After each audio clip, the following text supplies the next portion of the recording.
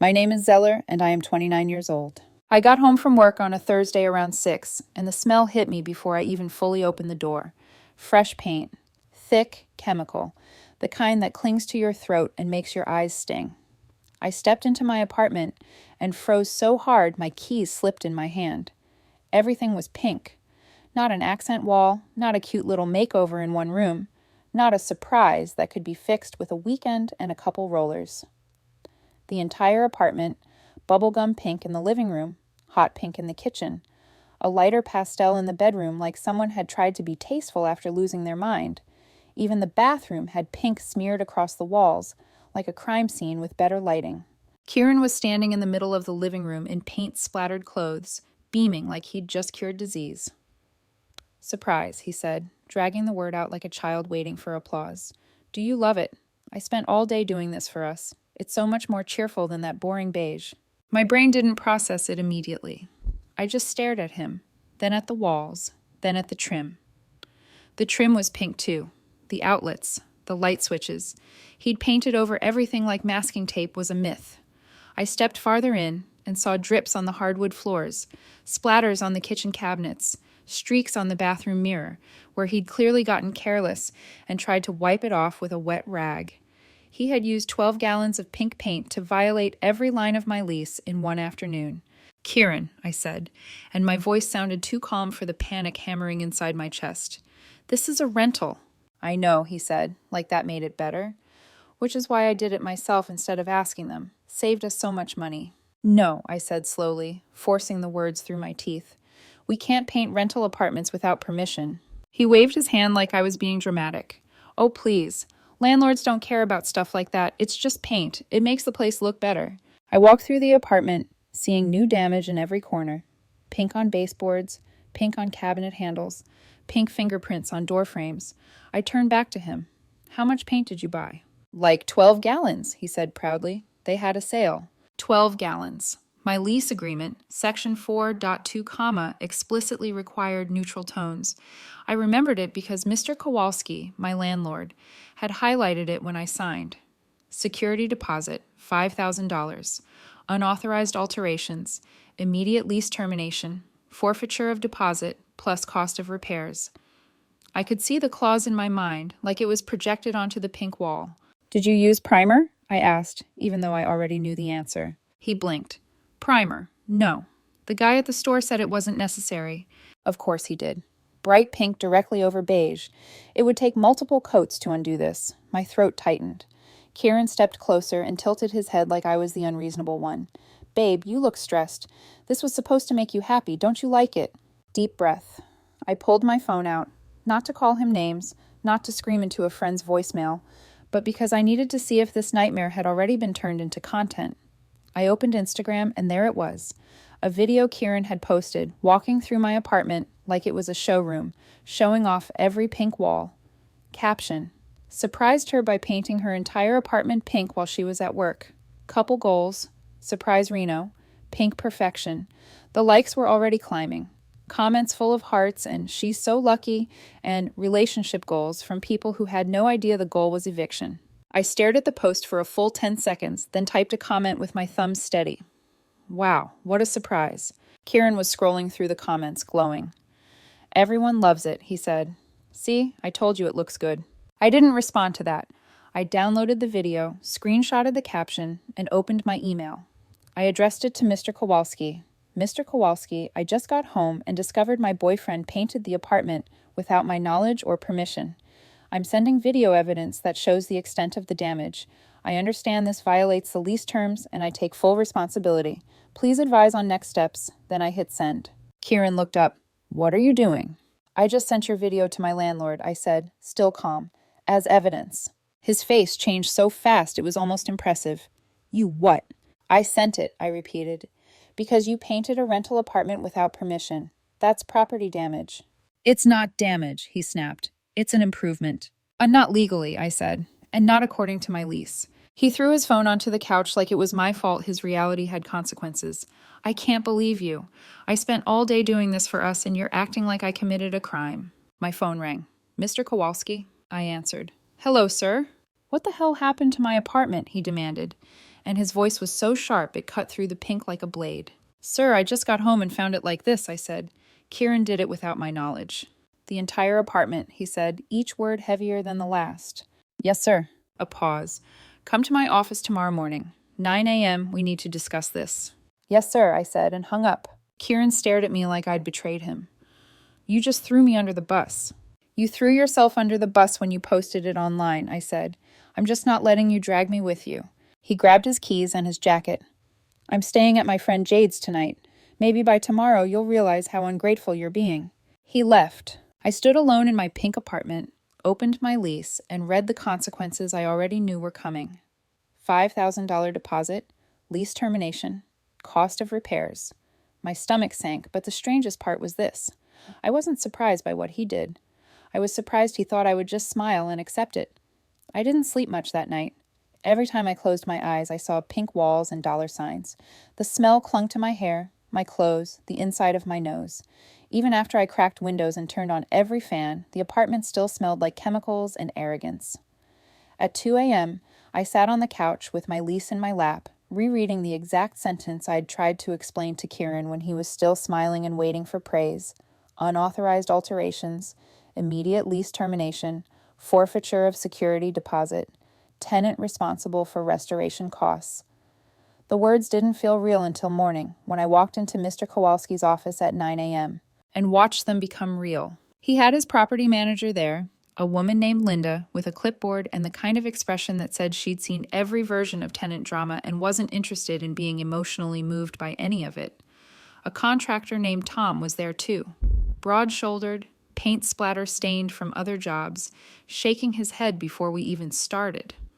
Mr. Kowalski didn't offer coffee. He didn't offer a seat. He just held up his phone with Kieran's video paused on a frame that showed the hot pink kitchen, like a neon warning. "I've been a landlord for 30 years, he said. "I have never seen anything like this." "I'm really sorry," I said, because there wasn't anything else to say. They walked through the apartment as if it were a crime scene. Linda took photos of every wall, every outlet, every streak on the mirror, every drip on the hardwood. Tom ran a finger along the baseboards and looked at the pink smeared into the grooves like someone had tried to paint quickly and didn't care what they ruined. He crouched by the kitchen cabinet and pointed at splatters that had dried in thick little bumps. "Roller hit here," he muttered. "No tape, no primer. That's going to bleed through everything." Back in the office, Tom laid out the estimate like a verdict. "All walls need to be primed twice minimum," he said. "Then 2 coats of neutral paint to cover this. That's 12,200 square feet of wall space. She got paint on floors, cabinets, fixtures. Outlet covers are ruined. Baseboards have damage. Floors need refinishing where she dripped." He slid the paper across the desk. Total estimate, $12,400. My stomach dropped so hard it felt physical. Mr. Kowalski tapped the number with his finger. "Your security deposit covers $5,000, he said. "You're liable for the remaining $7,400. "I understand," I said, because I did. The lease didn't care who held the roller. "And I'm terminating your lease," he continued, voice flat. "Effective 30 days from now." I nodded. I'd expected that too. Then Linda cleared her throat and said something that shifted the room slightly. "We pulled the video your boyfriend posted," she said.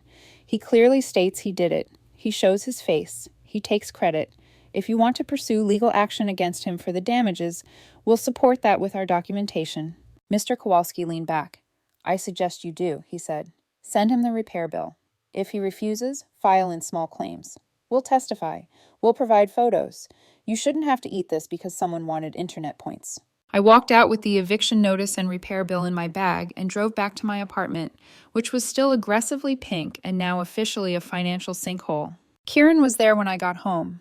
He'd let himself in with the spare key I'd given him, sitting on my pink couch like he belonged in the wreckage. He looked up when I walked in, eyes bright with that same confidence that always appeared when he assumed he'd be forgiven. "So," he said, "what did he say?" I didn't answer. I handed him the papers. He took them, skimmed, then read again slower. The color drained from his face as the numbers landed. 12,000, he whispered. "That's insane. Paint doesn't cost that much." "Professional remediation does," I said. "Primer, labor, floor refinishing, replacing damaged fixtures, fixing what you ruined." He shook his head hard, like denial could change reality. "I'm not paying this." My voice stayed even. "Then I'll see you in small claims court." He laughed, actually laughed, like I'd just suggested suing gravity. You're going to sue me, your boyfriend. You're not my boyfriend anymore, I said, and I meant it. And yes, over $12,000 in property damage you caused. I was trying to help, he snapped, indignation replacing fear. I was doing something nice. I didn't ask for help, I replied. I asked you not to touch anything without permission. I don't remember that conversation, he said, the same lazy lie he used whenever responsibility showed up. It was the day you moved in, I said. I told you this is a rental and we can't modify anything. He stood abruptly, knocking into the coffee table. This is unbelievable. I spent all day doing something for us and you're suing me for it. You damaged property that isn't yours and refused to take responsibility, I said. That's why. He grabbed his bag, his jacket, his pride. You're a jerk. A complete jerk. I can't believe I wasted 6 months on you. He slammed the door so hard a framed photo on the wall rattled and tipped. I caught it before it fell, noticed a crack in the corner of the frame from the impact, and felt my patience snap into something sharper. He was still breaking things on his way out. Within an hour, my phone started blowing up. His friends, his cousins, numbers I didn't recognize. One message read, Jade can't believe you're suing Kieran over paint. Another number introduced herself as Donna, his mother, and said what I was doing was financial abuse. She claimed she was considering calling the police. Another message from his cousin Trevor said it was messed up and I was ruining his life over a surprise. I replied to Donna only, because that kind of entitlement needed a clear wall to hit. Your son caused $12,400 in property damage to my rental apartment. If he doesn't pay for repairs, my landlord will sue me. I am holding him accountable. She wrote back immediately that he didn't have that kind of money and I was trying to ruin him. I responded that he should have thought about that before painting someone else's property. Her next message said she was hiring him a lawyer and I'd regret this. I stared at the pink wall in my living room and realized something with a cold, steady calm. Fine. If they wanted to escalate, I could escalate too, because I wasn't going down for his couple goals content. 5 weeks later, the entitlement somehow found new levels. It always does when people refuse to accept consequences. The first escalation came on a Tuesday evening when a police officer knocked on my door. He looked apologetic before he even spoke. Ma'am, we got a call about harassment. I didn't argue. I invited him in, handed him the small claims filing, the repair bill, and pulled up Kieran's original video on my phone. The officer watched it twice, eyebrows climbing higher each time, then let out a quiet laugh he tried to suppress. That's really pink, he said, then turned serious. This isn't harassment. This is a civil dispute. You have every right to pursue damages. He spoke into his radio, and I could hear Donna's voice faintly in the background, still arguing. The officer warned her about misuse of emergency services and left with an apology. I closed the door and felt a strange mix of anger and relief. If this was how they wanted to play it, I was done being polite. The second escalation hit online. Kieran posted a story claiming I'd asked him to paint the apartment and was now suing him to get out of paying for his labor. He framed it as abuse, as manipulation, as me punishing him for doing something nice. The comments poured in, people who didn't know me calling me controlling and cruel. I posted one response and one response only. I shared his original video with the timestamp intact, captioned simply, "Evidence speaks for itself. He surprised me while I was at work. Court will decide." Some people switched sides immediately. Others doubled down, defending him. I stopped reading. Truth doesn't need applause to hold. The third escalation crossed a line. I came home from work on a Thursday and found half my apartment empty. The TV gone, my gaming console gone, kitchen appliances missing, even my bed frame. A handwritten note sat on the counter. Taking what I'm owed since you won't pay me. My hands went cold, but my head stayed clear. I called the police and filed a theft report. The officer asked if I had proof. I did. My neighbor, Mrs. Gutierrez, had a doorbell camera facing my entrance. The footage showed Kieran and his friend Jade loading my belongings into a rented truck, laughing, moving quickly. It was clear as day. Kieran texted me minutes later from a new number. "Those were gifts. I'm taking back what I gave you," I replied once. The TV was purchased on my credit card in February. I have the receipt. The console was a birthday gift from my parents. The bed frame was mine before you moved in. Return everything by tomorrow or I'm adding theft charges to the filing. Most of it came back the next day. The TV didn't. Already sold it, he claimed. I added the value to my claim without emotion. Court loomed, and the noise peaked. Donna's lawyer friend sent a letter arguing I owed Kieran money for paint supplies and labor, that I'd verbally agreed. My lawyer answered with 1 page and receipts. The social media post contradicts any claim of permission. Paint without landlord approval is damage. Labor does not entitle one to compensation for unauthorized alterations. See you in court. The letter trail stopped after that. The night before the hearing, I sat on my couch, surrounded by pink walls that were still not fixed, and felt calm. Not numb, calm. Documentation has a way of steadying you. So does the knowledge that you didn't cause this. Small claims court felt unreal in the way serious things often do. Too quiet. Too ordinary for how much damage had led us there. Judge Henderson sat behind the bench, glasses low on his nose, already flipping through the file before anyone spoke. He'd clearly seen everything. Kieran walked in dressed nicer than I'd ever seen him outside a wedding, his mother Donna glued to the bench behind him like a second spine. I didn't look at either of them. I sat down, hands folded, documents stacked neatly in front of me, and waited. "Miss Walsh," the judge began, not looking up yet. "You painted Mr. Zeller's rental apartment pink." "Yes, Your Honor," Kieran said quickly. "I was trying to improve our living space." Judge Henderson finally looked up. "Did you ask her to paint the apartment?" Kieran hesitated. "She mentioned wanting to update the place." The judge turned to me.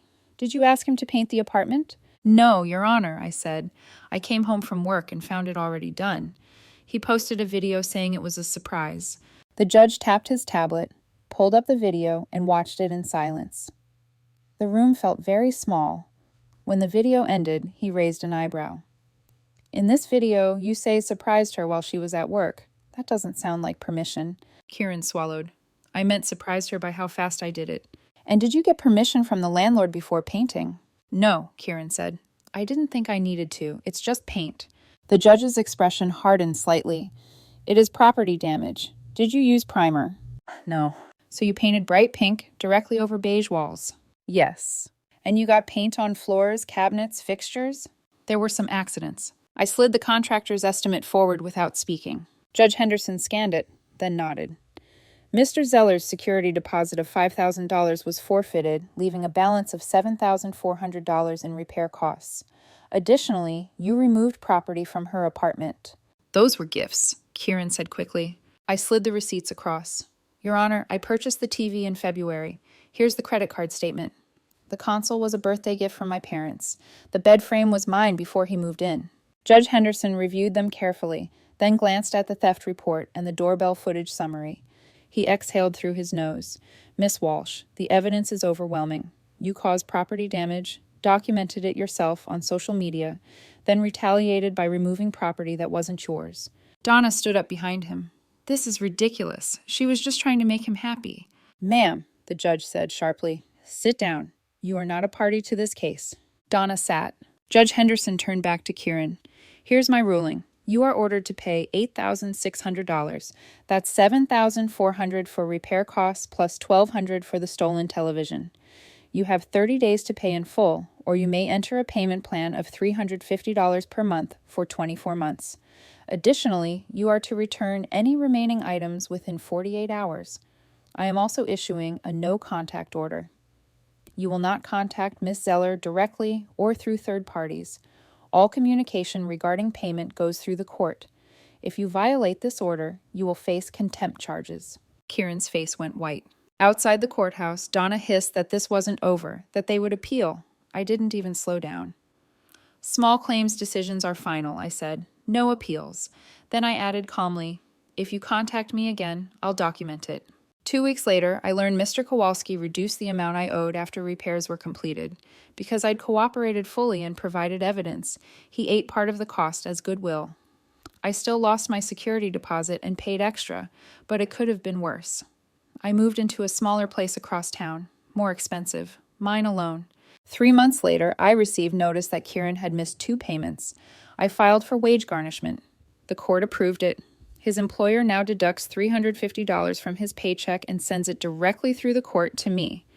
The first check arrived last week. I taped it to my fridge, not out of spite, but as a reminder. Actions have consequences. Documentation matters. Standing up for yourself isn't cruelty. I'm dating again. Someone new. On our first date, I showed him the video. He laughed until he cried and said, "Please tell me you sued him." I said I did. Third date is tomorrow. We're going to a paint store to pick colors for an accent wall in a house he owns, with permission. Sometimes the best revenge isn't loud. It's letting people face the full weight of what they've done while you quietly rebuild something better. And if there's one lesson I'll carry forward, it's this. Surprise renovations require permission. So does access to your life.